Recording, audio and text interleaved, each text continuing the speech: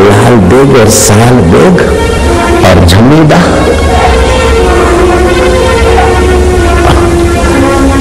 और जुबेदा, ये कलते हुए नाम इंसान ने रखे हैं। ईश्वर ने कोई नाम नहीं रखा, व्यवहार काल के नाम है।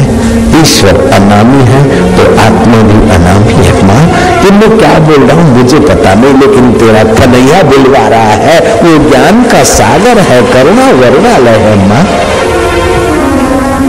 माँ का हृदय भर आया। मैं जानती थी मैं विधवा अबला कन्या हूँ, लेकिन नहीं मैं अनाथ हूँ। नहीं, विश्व का नाथ जीवित है तो मैं अनाथ कैसे? विश्व का पति जीवित है तो मैं विधवा कैसे? और विश्वेश्वर है तो बेटा तू अनाथ कैसे? हम सब उसी के हैं और वो सब हमने, वो सब हम लोगों के अंदर है। फिर भी हम विषय विकारों में और बाहर के आश्रय में उस सर्वेश्वर का आश्रय छोड़कर अनाथ की नहीं भटक रहे हैं। पुत्र अब क्या मर्जी है? बोले माँ सवेरा हो जाएगा, अभी थोड़ा अंधेरा है, मुझे एक बार तेरा पूजन कर लेने दे। माँ तेरे चरणों पर मत्था टेकता हूँ। तू मेरी माता भी, तू मेरी गुरु भी है, तू मेरी मित्र भी, तू मेरी सखा भी, तू मेरी सर्वेश्वरा। एक आशीर्वाद दे दे कि अब मैं यहाँ से निकल जाऊं। माँ फिर मेरे इस बुत को देखने के लिए तू लालायित मत होना। जो तेरे और मेरे भीतर है तू उसी में लग जा। तेरा स्त्री शरीर है माँ, मुझे जाने दे।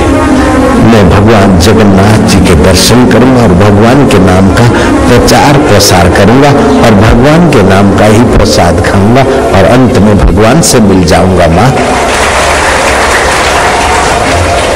ये कटक की, आपके उड़ीसा के कटक के भुवनेश्वर के पास की घटित घटना है। वो चलता चलता गया। उस दिन के बाद ब्राह्मणी को भी महल में किसी ने नहीं देखा। वो कहाँ गई कोई पता नहीं, लेकिन जिसको सब पता है उसने उस ब्राह्मणी को भी प्रेरित किया। ऐसा तो अद्भुत वेश बनाकर वो घर से निकल पड़ी कि कोई पहचाने नहीं कि राजा लाल बेग की बेगम है या स्त्री है। नहीं, उसने भी अपना ऐसे रूप बनाया कि भोगी लोग दूर रहे और भक्तों के संग में उसने अपने चित्त को रंगा। दोनों भगवान के धाम में आत्माएं मिली होगी। बाकी राजा के शासन में खोद खोद के थक गए। बेटा कहाँ गायब हो गया, औरत इतनी खूबसूरत थी कहाँ चली गई। वो तो तड़प तड़प कर कामी कौन से काम के कीड़े की योनि में होगा मुझे पता नहीं, लेकिन ब्राह्मणी और साल बेग तो भगवान की भक्ति करके भगवत रस पाकर अमरता को प्राप्त हो गए। सुमति कुमति सबके गुण रहे, वेद पुराण निगम असत है। सुमति कुमति सबके अंदर रहती है। अगर सुमति मिल जाए तो जीव अपने शिवत्व को पाकर मुक्त हो जाता है। इसीलिए शास्त्र भारपूर्वक कहते हैं कि 100 काम छोड़कर भोजन कर लो, 1000 काम छोड़कर स्नान कर लो टाइम सर, 1,00,000 काम छोड़कर दान पुण्य कर लो, लेकिन करोड़ काम छोड़कर हरि का ज्ञान भर लो, हरि का ध्यान धर लो। इसी में आपका मंगल है, इसी में आपका कल्याण है।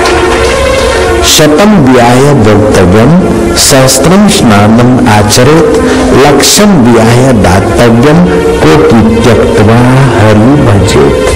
हरि को भजो सो हरि का होए, जात पात ना पूछे कोई। सुबह नींद में से उठो, शरीर को खींचो, जिससे जीवनी शक्ति उस अंतरात्मा की चेतना विशेष रूप में आए।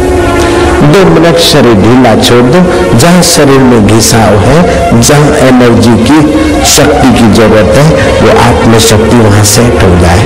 2 मिनट बिस्तर पर बैठो शांत भाव से, क्या प्रॉब्लम है, क्या तकलीफ है, क्या नए निर्णय लेने हैं, 2 मिनट उसके विषय में सोचो।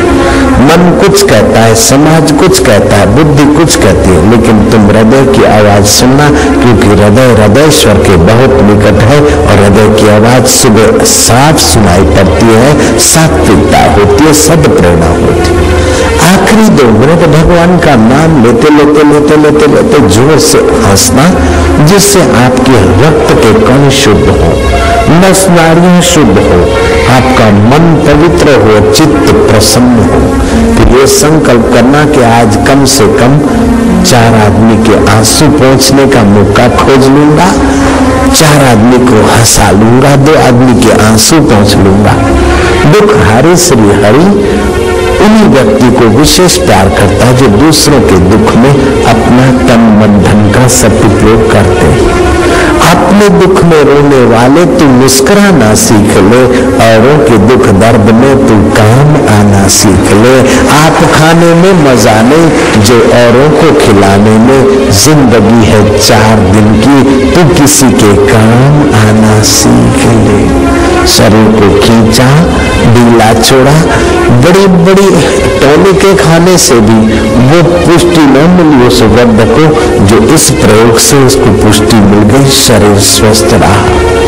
शरीर को खींचो, ढीला छोड़ो, थोड़ी देर शांत होकर बैठो, फिर घर वालों को कह देना कि 2 मिनट के लिए हम पागल जैसे दिखे तो फिक्र मत करना भैया, सारी गल को पाने वाला वो पागलपन, दुखों को चिंताओं को दूर भगाने वाला हरि नाम का स्मरण करके हास्य जो करेंगे, स्वभाव में मधुरता आएगी।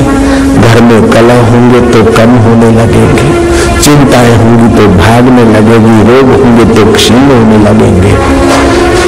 खुशी जैसी खुराक नहीं और चिंता जैसा मर्ज नहीं। तो भागवत के पहले श्लोक में आता है, सच्चिदानंद रूपाय सच्चिदानंद विश्व उत्पत्ति आदि है तवे, विश्व उत्पत्ति आदि है तवे, तापत्रय विनाशाय, तापत्रय विनाशाय, श्री कृष्णाय वयं नमः।